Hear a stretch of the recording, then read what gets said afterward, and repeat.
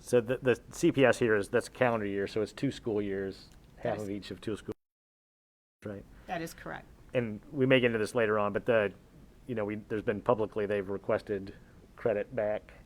How would that turn into that versus that forecast? At this point in this forecast, the credit they're going to get back, any credit they would get back, they'll get back in this next installment. Okay. So that is not included Got it. in this. Okay. Any other questions? All right, moving on to the capital budget.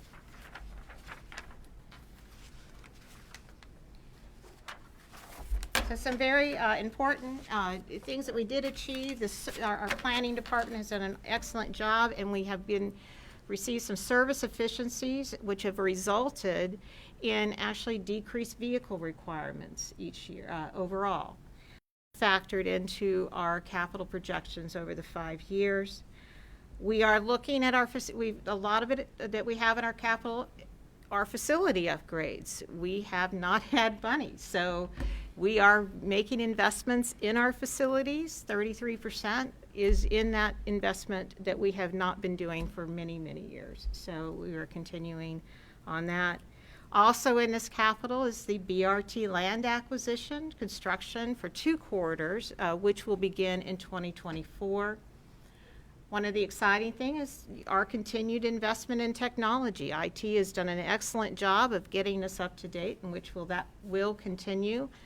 We are also including enhancements in our technology that brings efficiencies throughout the organization, both in administration and operations.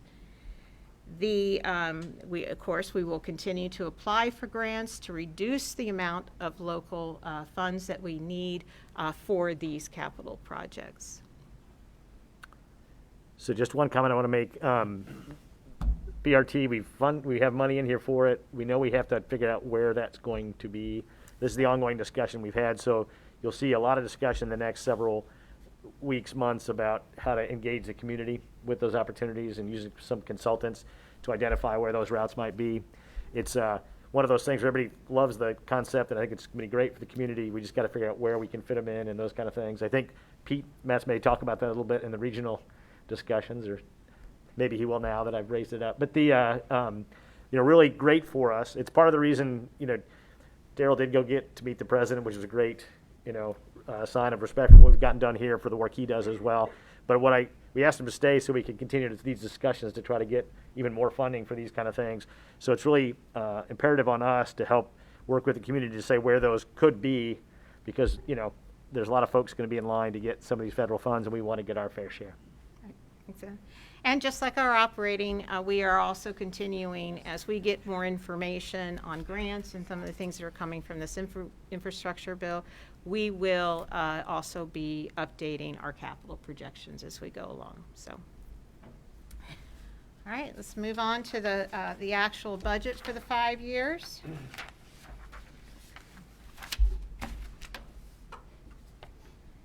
So what you see is we have a 5-year projection from 2022 to 2026 of $88 million over that 5-year period of capital revenue that will be available for spending.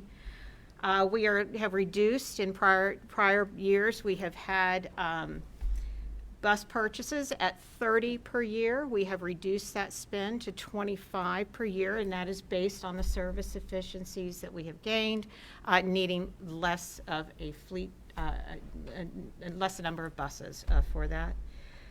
The facility upgrades for $10 million in 2022 is in large part due to the concrete upgrade, a CDL training lot, a bus washer, and a lot of investment in our access facility. Computer equipment and software investment of $5.9 million in 22 includes, but it's not limited to, an investment in our operations through a yard manager software and video surveillance system for our buses.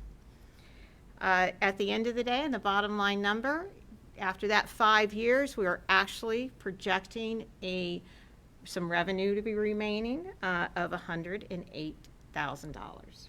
So we are not at this time projecting to have a deficit. We have covered that, which is great news, and we will continue to keep this updated as we go. Does anyone have any questions on the capital or anything? Question. Do we anticipate capital requirements for the mobility on demand service? I'm sorry, what did we? For mobility on demand, will that require different vehicles and those kind of things? Is that what you're asking? Yep. Yeah, at this time, I mean, we have some assumptions baked in. It is still, again, very unknown on what is going on there. So they are very high-level assumptions, but yes, they are baked in. And I think the other question you were going to ask, Blake, is around, are those EV vehicles, hydrogen vehicles? What kind of vehicles are these 25 buses? And In this forecast, we have, they are the diesel, the standard on that. The one thing that we don't know when we go forward, when we are looking for electric vehicles, what is the percentage that we'll get from the federal funding? Could it be different than what we currently get on our diesel? The hope is, yes, we will get more. So there's a lot of unknowns. So we could spend as much on a diesel bus, but with federal matching that we potentially would get on electric, it could be the same. So we're just keeping it with what we know at this time. right. I would suspect that we probably shouldn't be buying any more diesel buses, even though that's what the capital's in. So Yeah. I think that's something for us to continue to discuss as we get to these next levels of purchases. But that's another thing. I know that Daryl's in talking with the folks in DC about electrification of the fleets. There's a lot of a push from the federal government to do that, and it fits with what we want to do sustainability-wise as well. So placeholder, but probably going in a slightly different direction. Yes, I would agree. Yeah. We also have to work in the infrastructure necessary to support electric.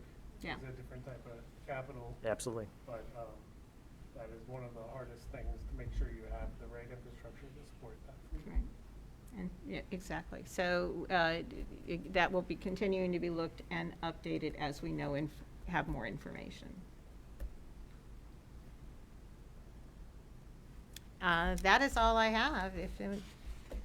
Thank you. Thank you. Thank you, everyone. Okay. So I guess we need to make a motion to approve that. You want to do that, Heidi? Yep, I will make a motion to approve the 2022 budget. Okay, motion Second. properly approved and seconded. Any questions, comments? No? All right. All right. Ms. Black, Yes. Mr. Etheridge, Yes. Mr. Hinton, Yes. Mr. Hoffmeister, Yes. Mr. Castillo, Yes. Ms. Taylor, Yes. and Mr. Thomas. Yes. That's awesome. And you know, I know we've said this. I feel like that old guy, get off my lawn. But the first 5 years here of every budget being how much more can we squeeze out of everything, because there's no resources to do anything. This is a lot more fun, and I think a lot better for the community. So again, thanks to the community for trusting us, and let's keep doing great things with it. So thank you, Cindy. Planning and ops, Blake. All right, thank you. We have 4 items on the consent agenda and 2 on the other agenda, discussion agenda. I like that wording. So let me go through the consent first, and then we'll have the 2 discussion. First one, we had a lot of support in committee for Daryl to be appointed to the OKI board, and I'll add as the thank you as the alternate. Second item was purchase of diesel fuel, authorizing staff to work either through ODAS or on the open market to purchase fuel. The third is the repairs to the Collins Avenue Bridge, which is the Oasis rail line. The contractor is Pruss, and that is 50% grant funded. And then finally, to accept the public comments for the service changes that will be effective December 5. Are you moving approval? I move approval. Second. Okay, properly moved and seconded. Roll call. Roll call. Ms. Black, Yes. Mr. Etheridge, Yes. Mr. Thompson, Yes. Ms. Taylor, Yes. Mr. Castillo, Yes. Mr. Hoffmeister, Yes. Mr. Hinton. Thank you. Next item is amendment to the Huntington Center lease, which will add just under 14,000 square feet on the 6th floor of this building. And this will house staff, and I think, in fact, there are staff using this space right now since it's needed. A lot of the planning staff. It will also provide a boardroom with the tech necessary to stream and potentially host more events that would be needed. This is a lease through 2036. So this is amendment to our current lease. I think it's technically a June 2022 move-in date, although we have people there now, and they're going to build out all this space for us once we authorize. The dollar figure here is $4,246,000 over that time span. Did you want to add anything, Donna? No, I do not. The $4 million, just to be clear, I think there was some confusion in the committee meeting. Of that 4.2, 3.9 of it is rent for the next 15 years. The build out that we are paying for is $400,000, and most of that, to be honest with you, is the board. So it's an extension of the current lease at the current rates. With build-in increases of a quarter a year, 25 cents per year per square. And I'm sorry, detail, if we, you get to 2030 and we don't need so much space, what are our options to get back out? Do we have any? We do. We can cancel. We have options to cancel. We have options to reduce. We have options to add. Okay, All of that was built into the initial list. yeah, I don't know the exact terms, okay, but it's there. got it.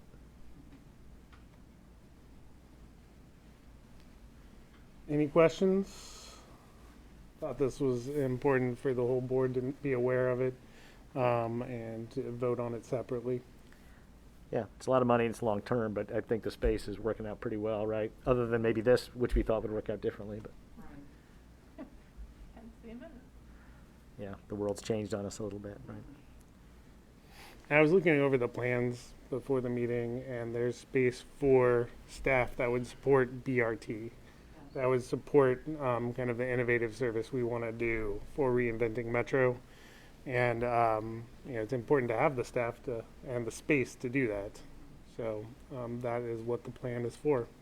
So if there aren't any other questions, I'll move that we approve. I think, what is it? 2021-36. All right, properly moved and seconded. Any questions or comments? No? Ms. Black?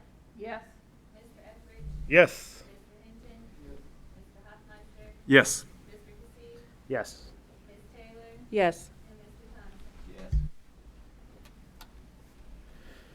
Yes. The second is a little different.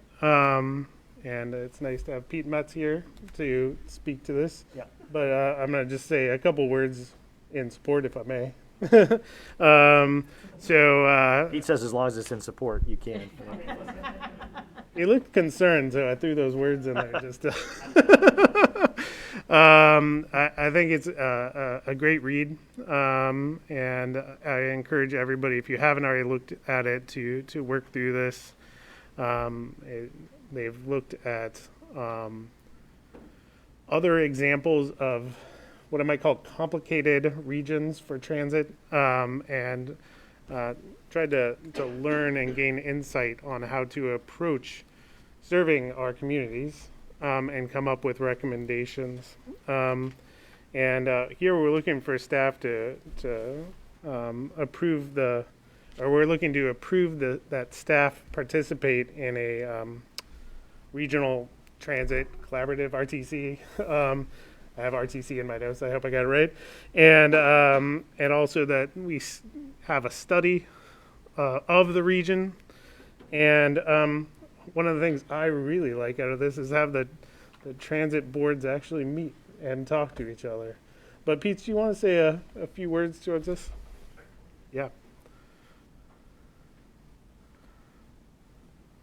Thanks, Blake. And I'm not going to go through this relatively quickly because I think the population who's here is very similar to the population who's in committee. But we undertook over the last 6 months or so a collaborative endeavor that included Daryl and team at SORTA, Tank leadership, Butler County RTA leadership, OKI leadership, strong partnership from folks at CVG who clearly have a necessity of connecting people across jurisdictions when it comes to the job growth in the area, to understand how we go from having really strong, robust transit systems that operate in their own footprints to having a linked, sort of unified transit vision that connects across all the places people need to go in our community. So for us, passing issue 7 was always a first step towards building something that truly connects everywhere people need to go, not just in the service footprint that you all are in charge of or that the other organizations are in charge of. And we view this work in 2 ways. The first is around this regional service analysis that Blake talked about. In each time an organization does a sort of service analysis or a service plan, you're looking at the footprint you serve. We want to zoom up one level and look at the regional footprint, look at regional mobility patterns, and figure out where are the places where there are gaps, where we need to mesh systems together, where we might sort of extend the line a little bit in one direction or another across a boundary, to make sure that we're actually connecting people to the places they need to go as seamlessly as possible, because people's travel patterns don't stop at jurisdictional boundaries. The second piece of this is, if you're going to do that, how do you have collaboration and governance that effectively allows that service to operate and the consumer to use it? And so that's really the bulk of what we looked at here was governance and cooperation. We identified a couple of key things which are in the report. The first is that all the cities we looked at had some sort of structure in how their transit agencies work together. We're really lucky right now that we have leaders atop of all of our transit agencies who work really well together. It's a testament to Daryl, it's a testament to Andy and Matt and the other transit partners. That's not always the case. It may not always be the case in the future. And so what we saw was that all the places that are doing this well have some structure that exists beyond the interpersonal sort of leadership to leadership level. The second is that at some point, every single one of these cities we looked at decided it's time to do that type of study, to look out and say, how do we provide service regardless of our service footprints, but to meet the needs of the community? And that was a really intentional decision in a lot of those places. And it's one that we think needs to happen here. The third, and this is a much longer term thing that we don't actually have any recommendations around in the report, is to consider the consumer facing brand. If we're going to be successful in linking these systems together, the consumer has to understand that they're all linked together. And so there are different ways that that's happened. We identify a couple in the report between sort of co-branding, transitioning of branding, sort of design elements that allow for someone who is just an average bus rider or someone who might want to get on the bus to understand that when they get on here, they can still get to Northern Kentucky or to the suburban communities. And so coming out of this, we identified 3 recommendations, which Blake summarized really well. The first is that we are recommending that all of the transit partners convene at a regional transit collaborative with OKI as the convener, and OKI has agreed to be that convener. And so we're taking a similar resolution like this to each of the transit agencies. Tank passed theirs last week. I'm going to the Butler County RTA board next week, and the smaller transit agencies in the suburban communities in the city of Cincinnati have all also agreed to participate as well. So we're eager to sort of be able to move into having a formalized structure. The second is to get started on that study. The time is right. The resources are there based in terms of everything that's going on at the federal level to really start thinking about how do we connect these systems. And then the last, which Blake identified, is to get the boards together at a regular interval, not every other month, probably once a year, once every other year, to make sure that this is not just a staff-driven directive on regionalism and regional connectivity, but that each of you who sort of have a fiduciary responsibility for your organization understand the decisions you make, the budgets you pass, the service plans you implement, connect to everything else. So would be happy to answer any questions. Appreciate the folks at SORTA participating in this. Appreciate your support for this resolution. I don't remember which of the transit CEOs said it to me, but the calls we had around this and the meetings that we'll be able to schedule around this regional transit collaborative will likely be the first time all of the heads of the transit agencies are together for a broad strokes, sort of overall meeting, which is a really good step in the right direction for our region when it comes to transit. Is there a price tag associated with any of this? There's not. So what we're recommending here with the structure. Not yet, is what he, right? So what we're recommending here with this regional transit collaborative is that it has no sort of structural, no responsibilities, all decisions will still be made by the transit agency boards. They'll be able to talk about internal operations, any policy direction that would need to come, or that would come from that comes back to all of the boards. On this regional transit study, I know that Daryl and Andy and Matt have talked about potentially seeking a federal grant to do that. There would be some costs associated with that, but we're not at that point yet. This is just sort of to form the table to be able to talk about how to do that. Right, so it gives away no sort of authority, but Yeah. just make sure we're having the right discussions. Because we know that, many of our customers come from outside the county, and many of the people in the county go outside the county for transit as well, so it makes a lot of sense to make it as good as possible for them.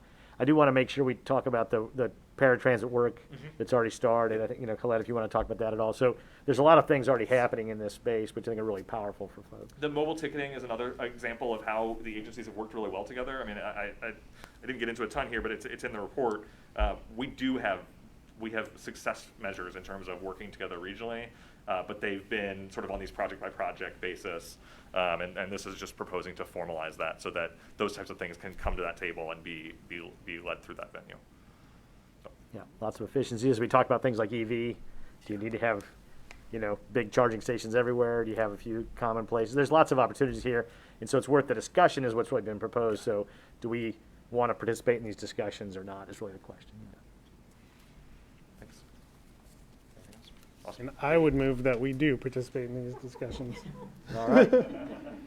So Blake has moved it. Does anybody want to second that? Second. All right, properly moved and seconded. There's a lot there that's really great, so you may have some questions either for now, or I'm sure you can follow up with Pete later if you wanted to. But Is it just the CEOs at the table, or are there other members of staff like John, or? I think I'll have to see where it goes, right? So it'll start with the CEOs, and then, but I know many of the planning groups, the CEOs are all already talking all the time anyway. This is trying to put some formality to it. This is not a role that OK has played historically, so they're being encouraged to do so. So some of it's new, and we'll have to see where it goes. But lots of opportunities to learn from one another for sure. Any other questions? Okay, Mr. Hinton? Mr. Hoffmeister? Yes. Mr. Kasid? Yes. Ms. Taylor? Yes. Mr. Thompson? Yes. Ms. Black? Yes. And Mr. Etheridge? Yes. Okay. And I think that wraps up our items. Awesome. Back Great to you. job. Great job. A lot of good stuff. Thank you, Pete, for all that you do. Okay. Financial reports. You already told us what the forecast was. Yeah, I know. Well, we already talked about 2022, but now we're going to go back to last month. So we're going to cover our October. Seems a little deflating there. So, but we're going to take a look at our October results. If you could put the operating statement in, and I'll just go through the. So one thing I did switch up a bit on everyone is when you look at your month and your year to date, what you're seeing is an actual versus forecast, and then the budget year to date was your actual versus your budget. This will be the presentation that we will move towards and adopt each time we do a forecast. The operating surplus before adjustments for the month of October was $1.3 million for the month, and 22 million year to date. As we have done in past months, capital revenue was recorded to offset the operating surplus in order to build our capital reserve. Total revenue of $12.2 million for the month was unfavorable to our forecast by about 0.2 million or 1.9%. Our year-to-date total revenue of $114.8 million was favorable, 13.9 million compared to the year-to-date budget. The key drivers for our total revenue results: fares. Fare revenue is slightly favorable to forecast by about $59,000 or 5.8% for the month. Our actual year-to-date fare revenue compared to the budget was unfavorable by about $2.4 million or 21.6%. same story we've had, our actual ridership falling short to budget. Non-transportation revenue was favorable to forecast by about 53,000 or 131.8% for the month. This was primarily due to our advertising revenue. We had not had that in, we had some timing that had not been included in the forecast. Year-to-date, non-transportation transportation revenue was unfavorable to budget by about 70,000. State subsidies was unfavorable to forecast by 376,000 or 63.5%, and this is due to some consulting expenses that we use. We're using the revenue to offset the consulting. We had not incurred all of the consulting expenses in October. We do plan on that. We had forecasted that we would, so that's the main reason we fell short in our state subsidies due to timing.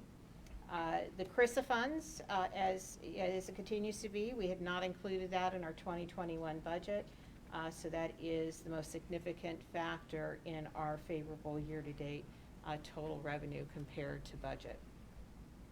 Our total expense of $10.9 million was favorable to forecast by 427,000 or 3.8% for the month, and year-to-date total expenses of $92.7 million was favorable to budget. Our key drivers for our total expense, wages and benefits, favorable forecast by 286,000 or 3.8%. Our fuel and lubricants was favorable to forecast by about 55,000 or 11.5%. Mainly, we make assumptions based on price and miles driven and our miles per gallon. We were off slightly in our price and our miles per gallon. That resulted in a favorable forecast. Our parts and supplies favorable forecast by 47,000, which was pretty much entirely driven by our forecast assumption for the timing of our equipment and furniture expense. We do feel that we will incur that expense. We just didn't incur it in the month of October, so see that as a timing. And that is it for October. Any questions? If I look at the ridership versus forecast, so CPS is up 20% over the last forecast we Right. made. When we did our forecast, we had not seen this uptick, so we were so planning, I believe, was looking at where we were at the start of the school year in August. So we started this forecast pretty much by the end of August. So what you're seeing and what we've been seeing is we are seeing our average daily rides for our CPS is increasing. So they went with what they knew at that time, and that's what we're seeing in the favorable numbers. We are seeing that uptick in that daily ridership for CPS students. Great. What's the Carissa, that school, you mentioned Carissa? Oh, the CRISA funds, they were some stimulus funds that we got for COVID. We got about 25 million. Or I guess, yeah, total. But, and so we, for COVID relief. And they are available to us. We cannot use them for capital. They are to help us offset operating expenses. And CRISA stands for? Boy, oh no. Oh, I'll have to look. Larry was testing you, that's what he was doing. Yes, I'm not going there. Yeah. I'll give you ARP. I'm not going to give you CRISA.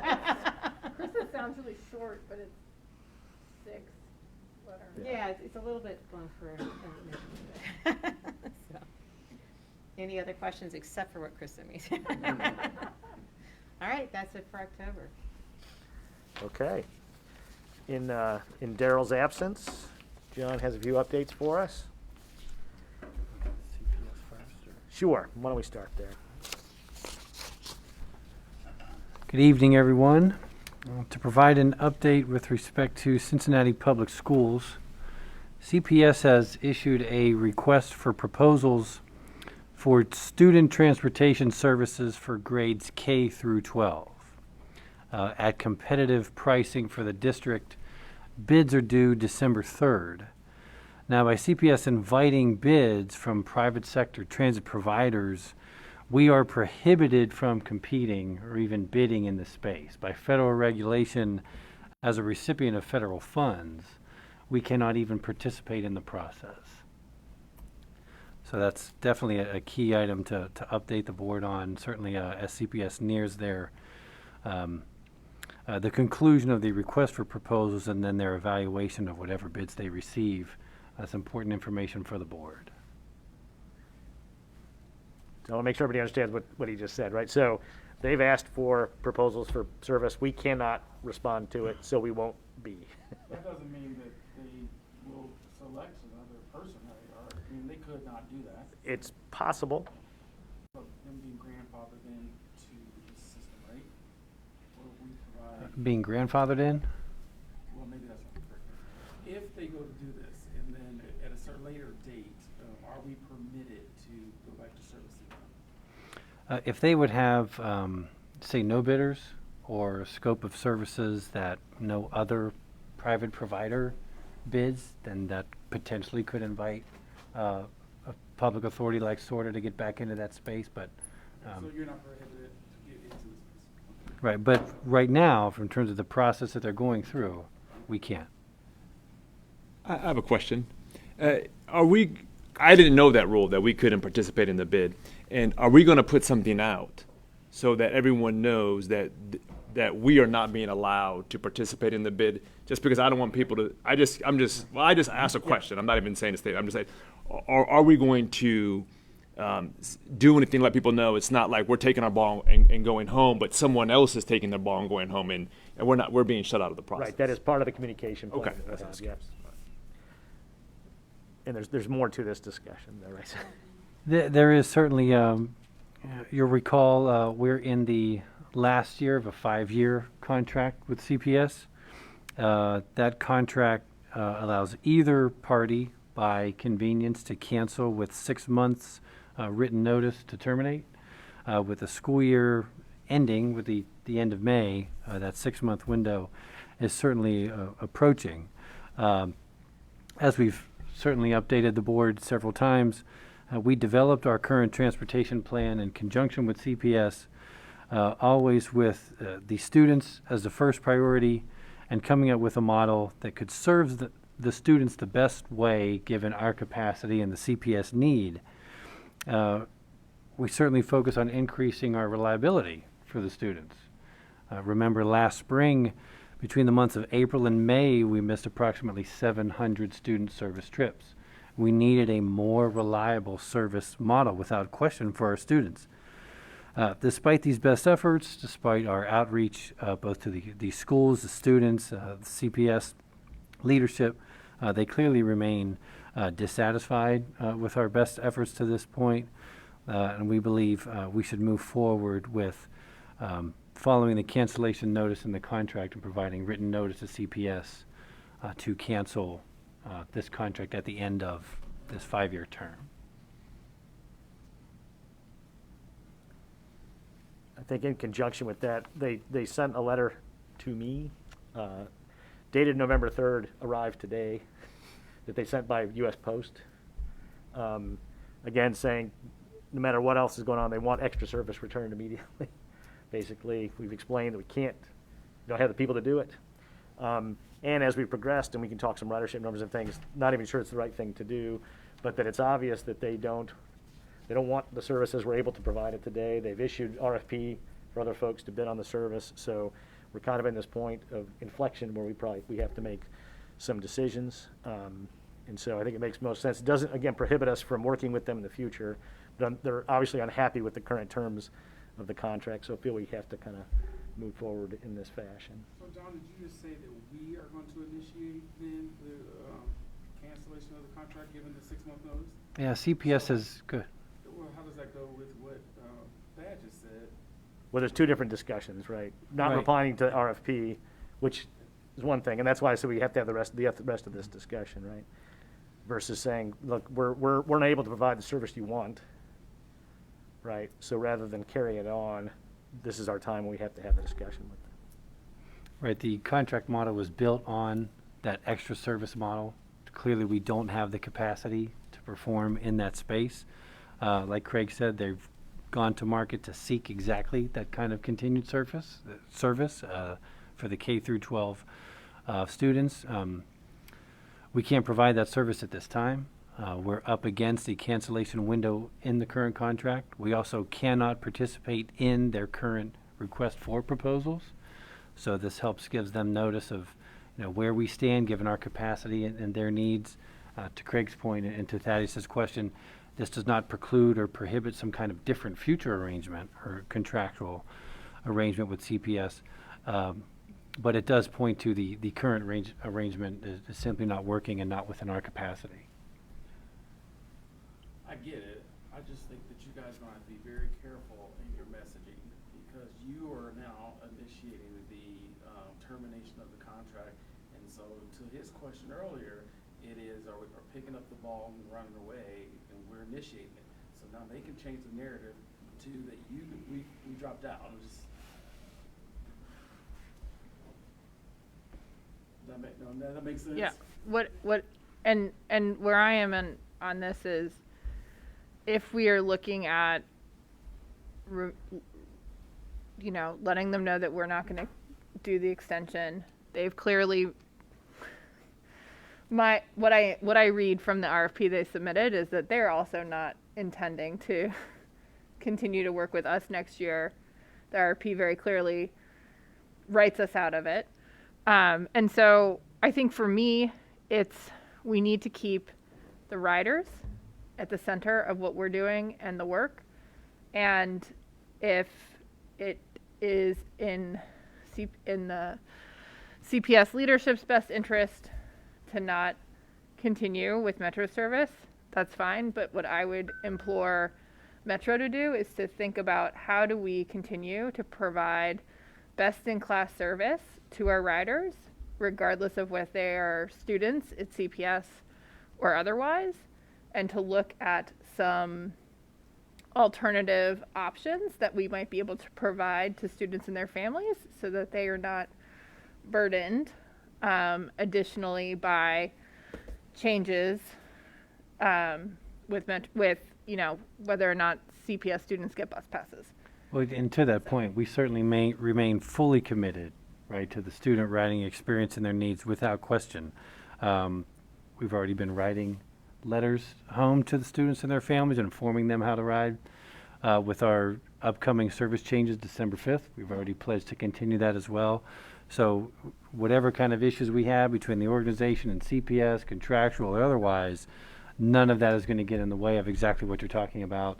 The service we provide, troubleshooting issues, a continued dialogue with CPS and the schools, without question, certainly. Yeah, and perhaps this is a space to have some innovation or new ways to make sure that students get where they need to go. I mean, I was just going to say, just to be clear, the existing contract, the way it's drafted, doesn't work for the way SORTA can provide service now. So even if we are able to continue to partner with CPS, we have to have a new contract. And the way the contract existing is drafted, it automatically renews unless we provide a notice that it's done. And the way it's drafted just doesn't fit. That's why there may have been some confusion. And now this that they've past asked year. for alternate private. Yeah, and now that they've asked for an RFP, really, I would argue that they've actually provided us notice that they don't intend to go forward with it because they're seeking other options. And so it's probably best that everyone's in Cleaner, agreement right. that we're probably not moving forward on this. And I did have that discussion with the board chair at CPS today to say our interpretation of what you presented to us is that you don't want to move forward with us. And it was a little unclear exactly that she understood what that meant, but that's essentially what they've done, right? In requesting service we cannot provide. It doesn't mean we have to change any routes. It doesn't mean any of that, right? And can we continue to invest in them? Right.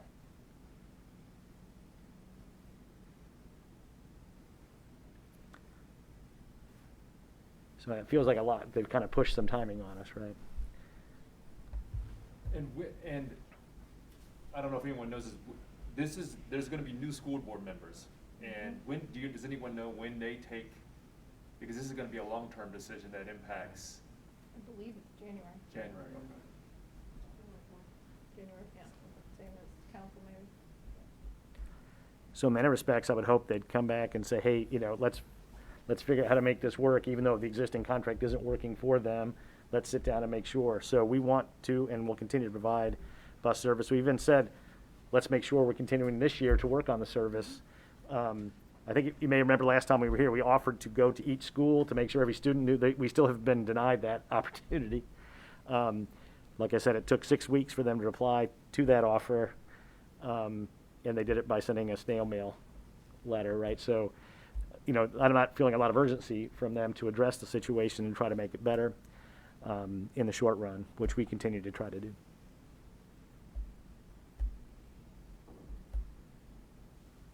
So there's not a formal action item here, just the way the board role is in this, but wanted to make sure there's no surprises as this discussion continues, right? But happy to try to answer any questions. There's a couple of things that were noted in the letter. They said, and I could send it around to everybody, that they said 2 things, that 90% of parents are upset. You'll hear that number. What I believe it means is, of the 5% roughly of parents that responded to the survey, 90% of them were upset. So you could argue that it's more like 3 to 4%. It's likely a higher number than that, but statistics are what they are. You can do a lot with them. I know that the complaints that we're receiving have dramatically reduced, right? Yes, they certainly have. We were receiving either feedback from principals themselves or even parents directly or even through CPS board or leadership. That has certainly slowed over, say, the past 4 or 5 weeks. We've also, you will have seen in the paper perhaps discussions about lots of passes being returned for payment. That's part of the annual process. It's part of the contracted process. You request for any student that lives more than X miles away from school, you request a badge for them, and the contract says, and if people choose not to use them, they get sent back. So every year, that's what occurs, right? The number we've actually received back is less than half, I think, of the number they've quoted in the paper or something like that. So I don't know the exact details, but it isn't abnormal. What was abnormal was for it to be announced publicly the way it was announced. And I have a question just on the process. And so if the RFP is unsuccessful, then the next steps would be between us and CPS. What would be the next steps, assuming that if it was unsuccessful, the RFP was unsuccessful? Right, then I believe we could, this is a little bit of a, we continue to offer the service that we have today. Those bus routes are not for them alone, those kind of things, so that would still be. I mean, we will still continue to provide CPS service through the end of their school year. That's the partnership we've created. And so then if their bids are not successful and they want to continue to partner with us, I mean, I think that the process would be that we'd sit down like Daryl has in the past with the 2 administrations and work out a partnership of how we can be successful in getting their students to school. But we'll do it with the existing routes we have and at the capacity issues we have.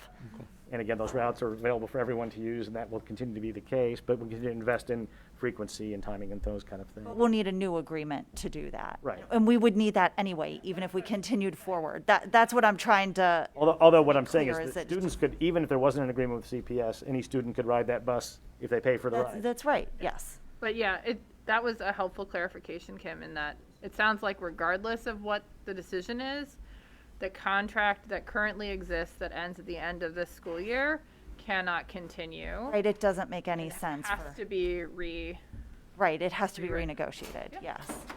So To that come makes up with it, another solution, yeah, that makes it very helpful Yep. and very clear. yep. The other comment that you'll hear is that no students riding, because we had to give all these badges back. I think, John, I don't know if you have the numbers in front to share, but I asked to, let's find, what are the numbers, right? How many students are riding a day, those kind of things. How many rides are we providing? Sure, we're up to a daily average of about 8,500 rides. That's rides, not students or riders. That's always how we've tracked CPS ridership, the actual rides themselves. So 8,500, some days recently over 9,000 rides per day, which is not that far of a departure to a pre-pandemic norm in terms of CPS ridership. Not all the way back, but a substantially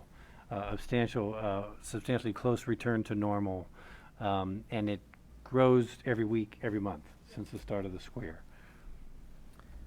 And I think we know that, CPS normally, before the school year starts, sends out to every parent, here's where you your child picks up the bus. That was never done, right? Led to some confusion. We've now done that, right? Or we're in the middle of doing, We have, yes, and we would do it again with the December 5th changes. right? And so kind of trying to lean into that solution. We also know that during the pandemic, people found different ways to do things because bus service wasn't being provided the same way. So, you know, I think the fact that we're at 80, 90% of where we were before is, you know, telling that a lot of things are working well. Right? Well, and CPS had a pretty significant decline in enrollment from last school year to this one. So it is a complicated situation. We're dedicated to try to provide good service. We want kids to get to school and back home safely. It was interesting, even in the RFP that we're not allowed to respond to, part of the request was for, if you happen to be a transit authority responding to this, which there could only be one, please make sure you have passes that could be used through the whole system for all the kids. So it's a constant sort of dichotomy of what we get requested. So it was more of an update item. I know it's a big one, and we'll continue this dialogue, I hope, to move forward for the whole community.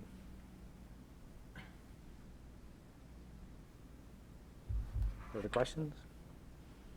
No? Okay, want to go through the rest of the report? Absolutely, thank you. Some very, very exciting historic things to share in terms of what's happening here at Metro.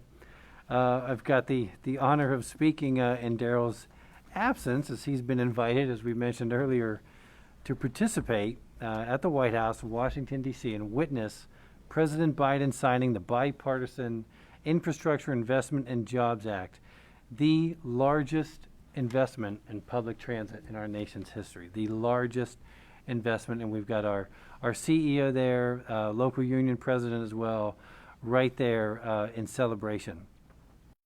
This also comes after months of hard work, particularly in Daryl's efforts with federal elected officials testifying before Congress on behalf of the entire transit industry. And you also all recall the roundtable discussion with Vice President Harris in the spring, where she touted Metro as a model for what can happen when communities support transit and invest in their infrastructure. And in true Daryl fashion in Metro on the Move, he thanks the hard work and leadership of everybody here in this room and certainly others, the entire Metro team. Daryl would like to recognize everybody's innovation, diligence, forward thinking, and to the SORTA board, you challenge us, you support us, but you champion us each and every day. And he's so grateful. I am as well, and the staff is as well. So thank you all very much. We certainly share in this opportunity for Daryl and all of the good things to come. We also, several staff members recently participated in the American Public Transit Association return to their annual meeting, skipping 2020, but back to the annual APTA conference where we can connect with transit peers and gain new insights and learn best practices as well. We'd also like to recognize Khaled Shamut. Khaled participated in a panel discussing the way to measure transit beyond just ridership and everything that transit can touch within a community. Khaled was an amazing participant on the panel as well.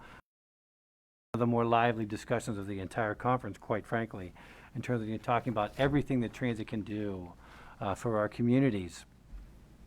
Not to be outdone, we'd also like to shine a spotlight on our marketing communications team in recognition of 3 Blacksmith Awards given by the Public Relations Society and the local Cincinnati chapter.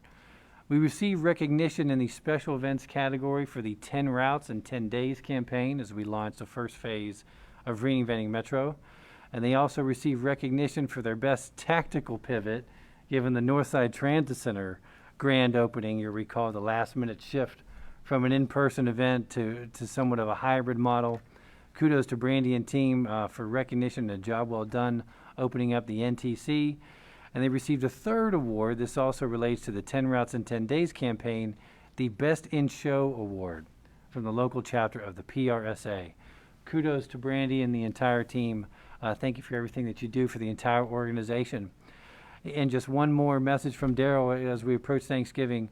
We're thankful we're thankful for so much, and we also have so many people to thank. As we celebrate, we'll then get back to business, delivering the best service that we can to this region. Thank you, everybody. And on behalf of Gerald and the organization, we wish you and your families a very happy Thanksgiving. Thanks, John. Thank And you. Brandy's out celebrating, I guess, already, so she was here earlier. Couple of things. I know I talked about inviting you all for a holiday party on 12/15, December 15th at the C household. You'll get more formal request for that. So my family and I are excited to have everybody come that can make it. We hope you can. Couple other more specific to the business here. We know there's been a lot of discussion about the Oasis Trail in the last several years. That is picking up some great momentum in discussions between the various public parties, ourselves, the city, Great Parks, the county, and the railroad. So more to come on that, and some proposals will come in December. But in advance of that, I know Brendan was offering to take everybody through you offered that, right? It's so nice this weekend, and if anybody would like to go for a walk on parts of the Oasis line, just to see it up close on Saturday afternoon, before I sent out and made a big rigmarole about it, obviously it won't be a noticed public meeting, we're just going for a walk to show you the spot. But if you're interested in doing that, I don't know, wave or something, and we'll send a note out, and maybe we'll have a nice Saturday walk. I think there's a lot of enthusiasm for it, Brendan. You and I will be there. So stay tuned for an email. Blake and I are going to hold hands and walk the trail together and sing Stand By Me from the... But it is a big deal for several reasons, right? We have these two tracks. We own the rights to the one track, and the railroad owns some easements to it, and we need to separate that for our own purposes. Some more to come there. And then there's been discussions for a long time about adding that to the Crown Bike Trail, and we think we're close to being able to do so. And so some more details about what that means for us. But I think it'd be nice for you to see it so you know what we're talking about. It's the tracks that go east from the Montgomery and Boathouse, effectively. And we talked about the Collins Bridge repair earlier, right? That's part of that, right? We spend money on this that we get nothing from today, so interesting part of the discussion. So that's big, and so that'll come into through the infrastructure committee meeting next month, so we need to make sure we have that, right? And we can also, I hope at that meeting, talk a little bit about the next steps for the infrastructure funds, both kind of where we can improve the process and the feedback we've gotten there, as well as heading towards the signatures on those new, on all those projects. So exciting to keep that moving forward. Moving forward, that's right. There was something about that. Okay. Sorry, any questions? I know it's late, and I appreciate everybody. I made you move to the evening. I don't know if nobody probably made me escape through it there. I had a Michaelman board meeting today, and so switch this one to evening, and the next one will be in the daytime in December. But thank you for cooperation and support. Any new business? No? All right. I move we adjourn. We're not doing an executive session? We are not. Oh, okay, great. You missed all the exciting discussion. Okay. I thought there was. I was just wondering if you ever used that thing.